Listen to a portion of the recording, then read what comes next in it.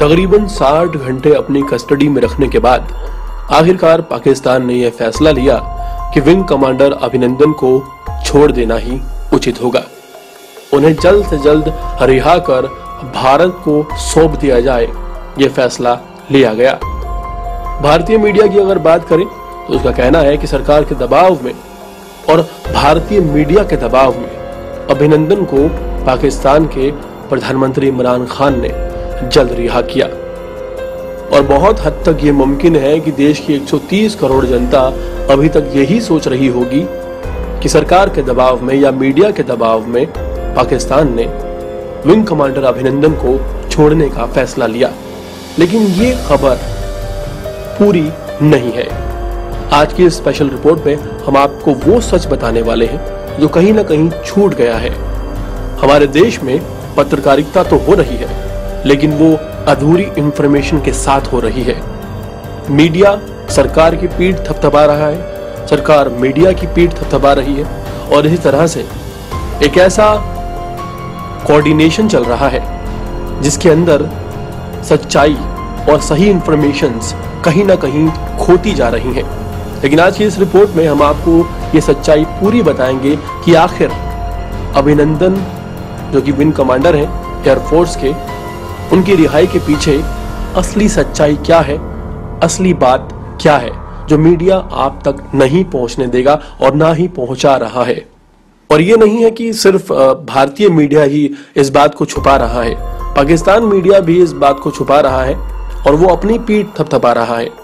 अगर पाक सरकार की भी बात की जाए तो उसने भी अपनी पीठ थपथपाने में कोई कसर नहीं छोड़ी है। पाकिस्तान कह रहा है कि हम अपनी गुडविल यानी कि अपनी शांति के लिए एक पहल कर रहे हैं विंग कमांडर अभिनंदन को छोड़ने के बाद, कि हमने एक बहुत अच्छा काम किया है और इसके बाद हम उम्मीद करते हैं कि भारत हमसे शांति रखेगा। लेकिन सच्चाई ये भी नहीं है। कमांडर अभिनंदन की रिहाई के पीछे ना तो सरकार है, ना मीडिया है, ना पाकिस्तान का कोई ऐसा शांति एजेंडा है। तो आखिर क्या है असल वजह, चलिए आपको बताते हैं। दरअसल विंग कमांडर अभिनंदन की रिहाई से जुड़ा हुआ जो किस्सा है उसको पूरी तरह जानने के लिए हमें जाना होगा 1999 से महज कुछ महीने पहले, जब सीमा पर यानी कि बॉर्डर पर विवाद शुरू हुआ था। उस समय भारत और पाकिस्तान के बॉर्डर पर एयरफोर्स के एक बहुत ही काबिल अफसर एयर मार्शल एस वर्धमान तैनात थे। एयर मार्शल एस वर्धमान का जिक्र इसलिए भी जरूरी है क्योंकि ये वही शख्स हैं जिनकी वजह से भारत और पाकिस्तान के बीच जो कोऑर्डिनेशन था उस वक्त अंडर कंट्रोल था।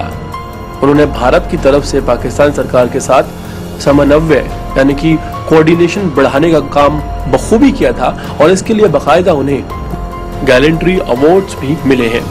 आप पिछली रिपोर्ट्स पे नजर डालेंगे तो आपको पता चलेगा कि हिस्ट्री में सबसे ज्यादा गैलेंट्री अवार्ड्स एस वर्धमान जो कि एयर मार्शल रहे हैं उन्हें मिले हैं और एस वर्धमान कोई और नहीं, वो अभिनंदन वर्धमान के पिता हैं।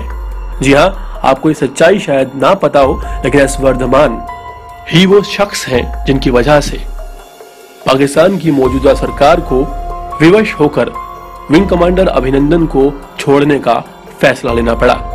जी हाँ, बेशक आज मीडिया अपनी पीठ थपथपा रहा है, सरकार खुद को बधाई दे रही है, लेकिन सच्चाई कहीं ना कहीं छुपाई जा रही है।